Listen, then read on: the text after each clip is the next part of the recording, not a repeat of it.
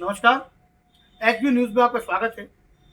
और आज हम जिस शख्सियत से आपको रूबरू कराने जा रहे हैं, वो किसी नाम की मोहताज नहीं है। आज हम जो आपको मिलवाने जा रहे हैं, वरिष्ठ अधिवक्ता दिवाली न्यायालय उदयवीर सिंह जी से, जिनसे कि हम जानेंगे कि सर किस तरीके से जो लोग जिनको अपने अधिकारों का पता नहीं होता, आम नागरिकों को या कम शिक्षित लोगों को, तो आप किस तरीके से उनको क्योंकि एक दिन में मैं ये देखने में मैंने देखा है कि 40 से 50 मुकदमे, उनमें सारी प्रक्रियाओं को पूरा कराना ये बड़ा मुश्किल होता है। तो सर किस तरीके से आप अ, लेते हैं कि जिन व्यक्तियों को अपने अधिकारों का पता नहीं होता, संवैधानिक अधिकारों को पता नहीं होता, तो उनको किस तरीके से क्या राय देनी चाहिए? मैं उदयवीर सिंह एडवोकेट, पूर्व संयुक्त सचिव दी अलीगढ़ बार एसोसिएशन अलीगढ़। हमारे पास हम न्याय दिलाने का एक माध्यम है। हमारे पास शिक्षित, अशिक्षित, गरीब, अमीर सभी लोग आते हैं। मैं अशिक्षित लोगों को अलग से समय देता हूँ और अलग से समय देने के साथ साथ उन्हें समझाता हूँ, उनके अधिकारों के बारे में समझाता हूँ कि उनको क्या कानूनी अधिकार प्राप्त हैं, संविधान के तहत क्या शक्तियाँ प्राप्त हैं, क्या अधिकार प्राप्त हैं, ये सारी चीज़ें उनको मैं समझाता हूँ। मेरे पास ये आपने सही कहा जी कि 40 से 50 मुकदमे पड़े लगते हैं। जी प्रतिदिन। एक्चुअल में मेरी यहाँ सीट पर एक मैं स्वयं और करीब 5-6 अधिवक्ता जी मेरे साथ में कार्य करते हैं। जी श्री राम ही राम जी जी एंड लीगल एसोसिएट्स जी के बैनर तले हम एक टीम के रूप में काम करते हैं, समूह के रूप में। एक समूह के रूप में काम करते हैं और पूरी शिद्दत के साथ हम वकालत करते हैं और लोगों को न्याय दिलाने का कार्य करते हैं। कोई गरीब आए, परेशान आए, किसी पर पैसे हों उसका भी काम करते हैं, जी न हो उसका भी काम करते हैं और पूरा भरसक प्रयास करते हैं कि पीड़ित व्यक्ति को न्याय मिले। सर मैं एक बात कहना चाहूँगा कि ऐसा होता है कि आपने देखा होगा कि कभी कभी कुछ लोग ऐसे भी आपके सामने आते हैं कि उन पर अपने रोज उनकी रोटी बच्चों को खिलाने के लिए नहीं होती, और यहाँ तक आने के लिए उन पर इतने ही पैसे नहीं होते कि वो वहाँ से आ जाते। तो इस स्थिति में जो जो जो अ, व्यक्ति आता है या जो महिलाएं आती हैं, जो बच्चे आते हैं, तो किस तरीके से आप उनको आदर्श बताते हैं कि आपको न्याय मिलेगा, तो हम आपको न्याय दिलाएंगे। देखिए, मेरे पास ऐसे भी लोग आते हैं जिन पर 2 वक्त की रोटी के लिए पैसा नहीं है। हम उनका भी कार्य करते हैं, चाहे हमारी जेब से पैसा खर्च हो जाए, मेरे दर से कोई निराश नहीं जाए। किसी पर पूर्व में भी मैं कह चुका हूँ कि चाहे पैसा हो न हो, हम उसे न्याय दिलाने का कार्य करते हैं। मेरे पास कंटिन्यूस काम, जी कंटिन्यूस वर्क इसलिए है कि मेरे दर से कोई खाली नहीं गया। गरीब, परेशान लोग तो मेरे पास अधिकार से आते हैं, अधिकार से आते हैं। कोई भी 2 बजे भी मेरा गेट खटखटाता है, गरीब परेशान, तो उसे न्याय दिलाने के लिए मैं 24 घंटे तत्पर रहता हूँ। तो ये जो प्रेरणा आपको इनसे मिली, क्योंकि वकालत के पेशे में तो आप आए होंगे शुरू से ही, आपका जो पारिवारिक जो संस्कार जो शुरू से आपको देखिए, हमारे वकालत के क्षेत्र में दो परम आदरणीय गुरु रहे हैं। जी एक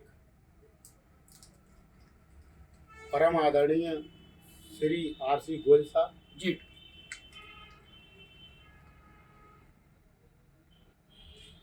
उनको मैं नमन करता हूँ, वो आज इस दुनिया में नहीं है। दूसरे परम आदरणीय श्री राजेंद्र गुप्ता एडवोकेट साहब, उनसे मुझे मेरे गुरुओं से प्रेरणा मिली और मेरे गुरुओं का आज भी मेरे साथ आशीर्वाद।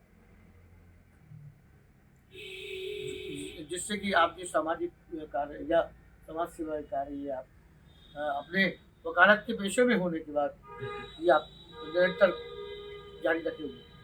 हाँ, मैं वकालत के साथ साथ समाज सेवा वकालत के माध्यम से भी करता हूँ लोगों की, और मैं राष्ट्रीय प्रजापति महासभा का जिलाध्यक्ष भी हूँ, उस माध्यम से भी करता हूँ। उस मंच से भी आप लोगों की समस्याओं को जी जी जी, अभी सामूहिक शादियाँ कराई थी हमने 22 अप्रैल जी को 5 बेटियों की। उसके बाद और भी काफ़ी सामाजिक कार्य किए हमने। तो एक सामाजिक कार्य करने में, किसी गरीब परेशान की मदद करने में एक अलग ही आनंद की अनुभूति है। ऐसी मेरी धारणा है। सर एक सवाल मैं पूछना चाहूँगा कि जैसा कि आपने देखा है कि कई बार उल्लंघन वाली बात है, जी सर। नियमों को उल्लंघन आमतौर से यातायात से संबंधित मामले भी आपके सामने आ जाते हैं। जहाँ मेरी गाड़ी 20,000 की हो, मेरे चालान 40,000 की। सर जी जी जो मैं देख रहा हूँ, एक साथ का तो 26,000 का स्कूटर था और उसमें 46,000 का दे जी तो सरेंडर भी किया था।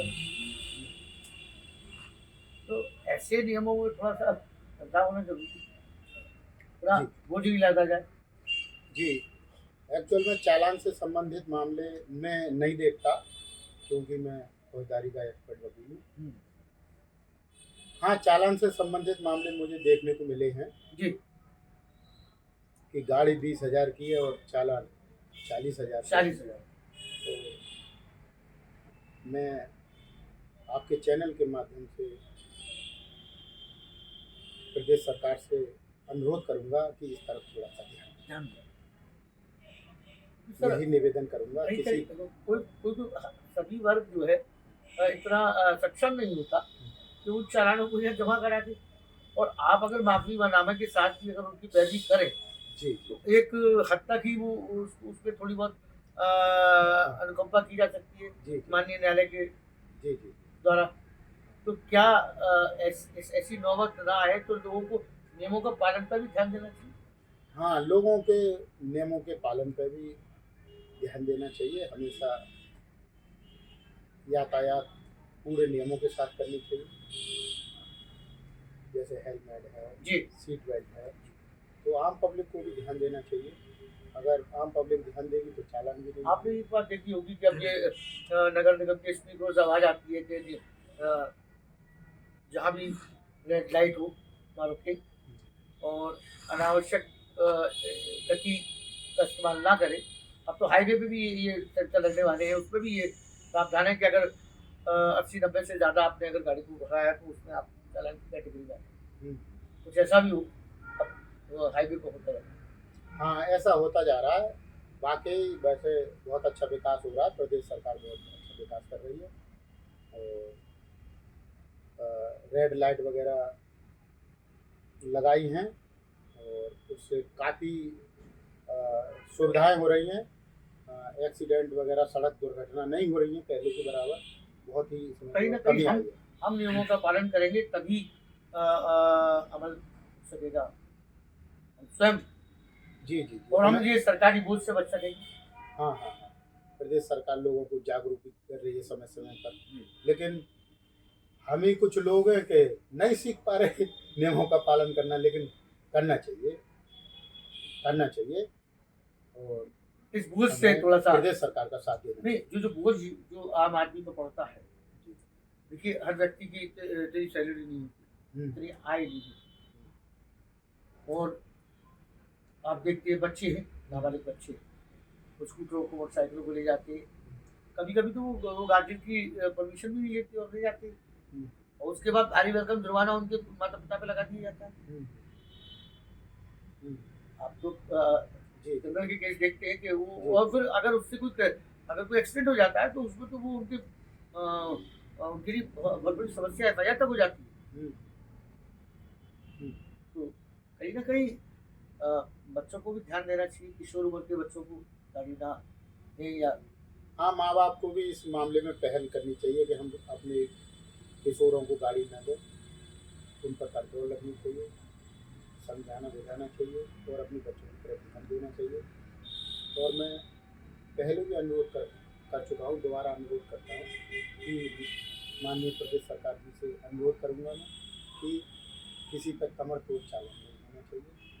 बेचारा बहुत से लोग ऐसे जो कि 2 वक्त की रोटी नहीं है खाने को, और उनकी बाइकों पर हज़ारों रुपए के चालान हैं, जी नहीं भर पाते बेचारे। जी हम यहाँ हमारे अधिवक्ता भाई यहाँ रिक्वेस्ट करते हैं माननीय न्यायालय से, जी तो माननीय न्यायालय जो है उसमें जो है जितना हो सकता है कम कर देते हैं माननीय न्यायालय, लेकिन प्रदेश सरकार को भी सतर्क रहना चाहिए। इन सब गंभीर विषयों पर आज हमारे बीच चर्चा में शामिल थे वरिष्ठ अधिवक्ता श्री उदयवीर सिंह जी, जो कि फौजदारी के वकील हैं, और साथ ही साथ वो समाज सेवा के क्षेत्र से भी उन्होंने जुड़कर पिछले 2-3 दशकों से आप इस कार्य में लगे हुए हैं, और इसी के माध्यम से लोग आज इनसे जुड़े हुए हैं कि लोगों की सेवा अपने पेशे के द्वारा भी वो कर रहे हैं, और हमारी शुभकामना है कि वो आगे भी इस क्रम को निरंतर जारी रखें। कैमरामैन पंकज के साथ मैं विशाल नारायण, अलीगढ़।